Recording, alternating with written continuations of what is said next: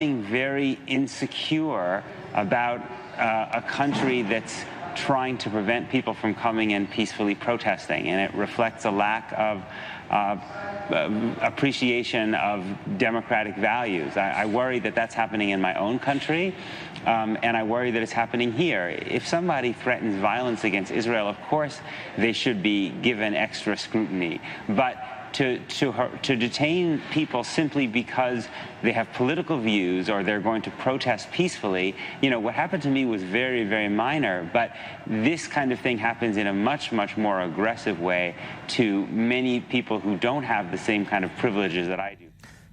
There is no doubt there has been a stunning spike in high-profile foreign Jews being detained and questioned by border control agents, usually at Ben Gurion Airport. In less than 4 months, at least 8 foreign Jews who are anti-occupation advocates have come forward with stories of intimidation, harassment, or interrogation over their political views. Many other non-Jewish activists and authors also have similar stories from recent months. With me now in studio is one of the people on your screen right now who was detained and forbidden entrance into the country, Ariel Gold, who was an anti-occupation activist and the co-director of Code Pink.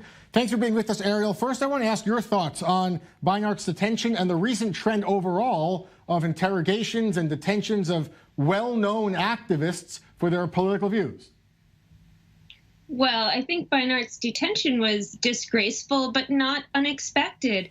And if you read Beinart's account of it, he says that he was prepared before coming in that this might happen, and had consulted with the New Israel Fund, who had referred him to attorney Gabby Lasky, who's the same attorney that I used when I was detained and then denied entry. We've been seeing this trend all summer, and it's part of a trend that we're seeing overall of Israel tightening its forces of repression and less hiding of blatant apartheid.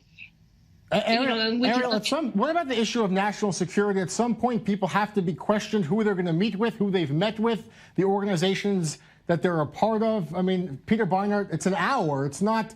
it's inconvenient. Some of these detentions are an hour or two more, but isn't that necessary perhaps for national security?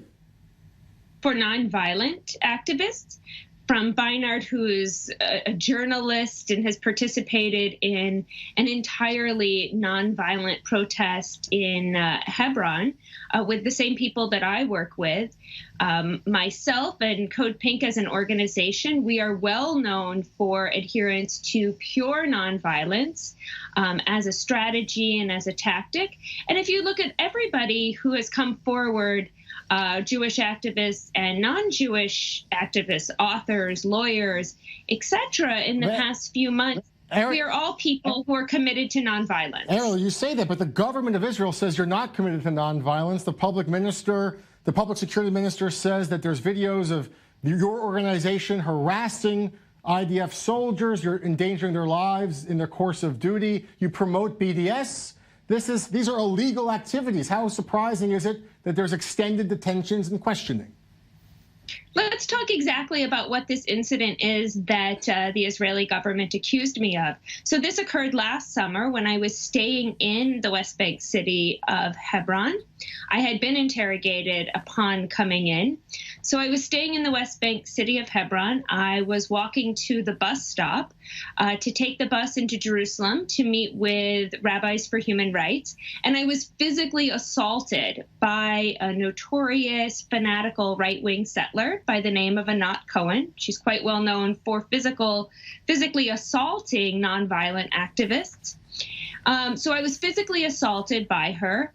And while this was happening, Israeli soldiers were no more than a few feet away from me. So the incident that they're referring to is me appealing, and I turned on my camera during this time, Ariel, me appealing to the soldiers.